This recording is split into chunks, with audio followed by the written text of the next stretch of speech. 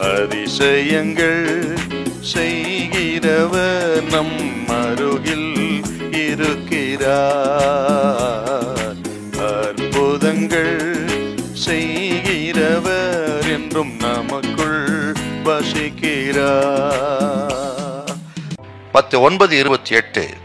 அவர் வீட்டிற்கு வந்த பின்பு அந்த குருடர் அவரிடத்தில் வந்தார்கள்.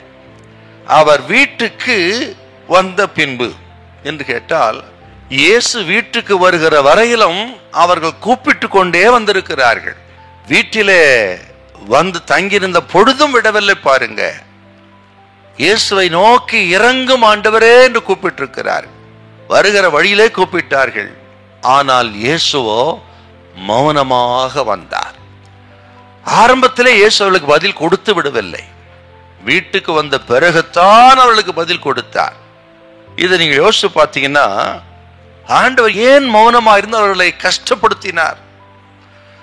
நமது ஆண்டவர் எப்பொழுதுமே சில காரியங்களில் தாமதிக்கிறார் என்று சொன்னால், ஆக விருதாவாக தாமதிக்க மாட்டார். ஏன் தாமதமா இருந்தார்னு கேட்டீங்கன்னா, இவர்கள் எதை இயேசுவிடத்தில் பெற விரும்பினார்களோ அதை பெற்றுக்கொள்வதிலே உறுதியா இருக்கிறார்களா அப்படின்னு பார்க்க கர்த்தர் விரும்பினார். பாருங்க, பார்வை அடைய வேண்டும் என்று விரும்பினார்கள், அது அவர்கள் விருப்பம். இதில் அவர்கள் உறுதியா இருக்கிறார்களா அல்லது ஏதோ பேச்சுக்காகத்தான் கூப்பிடுகிறார்களா என்று அறிய கர்த்தருக்கு விருப்பம். ஏன்னு கேட்டீங்கன்னா, அந்த நாட்கள்லாம் திரளான கூட்டம் வந்தார்கள். சில ஆண்டை நோக்கி கூப்பிடுவார்கள், பிறகு அவ்வளவுதான் போயிட்டே இருப்பாங்க. ஒருவேளை இவர்கள் அப்படித்தானோ என்று சொல்லி ஒரு சின்ன சோதனை பாருங்க. ஆகவே தான் கர்த்தர் மௌனமா இருந்தார். பாருங்க, சில விஷயங்களிலே கர்த்தர் மௌனமா இருக்கிறார் என்று சொன்னால், ஆக நாம் எப்படி இருக்கிறோம், நாம் உறுதியானவர்கள் தானா என்றெல்லாம் கர்த்தர் நம்ம சோதிப்பார். பாருங்க, இன்னும் நான் சொல்லுகிறேன், இவர்கள் விசுவாசத்தை பலப்படுத்துவதற்கு ஆண்டவர் பொறுமையா இருந்தாருங்க.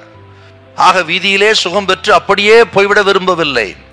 இவர்களை வீட்டுக்கு அழைத்து, ஆக இவர்களோடு தனித்து இருந்து இவர்களுக்கு சுகம் கொடுத்து இவர்களை ஆக அடையாளப்படுத்த வேண்டும் என்று கர்த்தர் விரும்பினார். ஆகவே தான் ஆண்டவர் மௌனமா இருந்தார். பாருங்க, அதற்காகத்தான் இந்த தாமதம். ஆகவே தாமதமாகிறதே என்று சொல்லி தளர்ந்து போகாதிருங்க. ஏற்ற நேரத்தில் உங்களை சந்தித்து உயர்த்தி மேன்மைப்படுத்துவார். அந்த தாமதத்துக்கான காரணத்தை ஆண்டவர் தெரிவிப்பார். அது அநேக கண்களுக்கு ஆச்சரியமா இருக்கும்.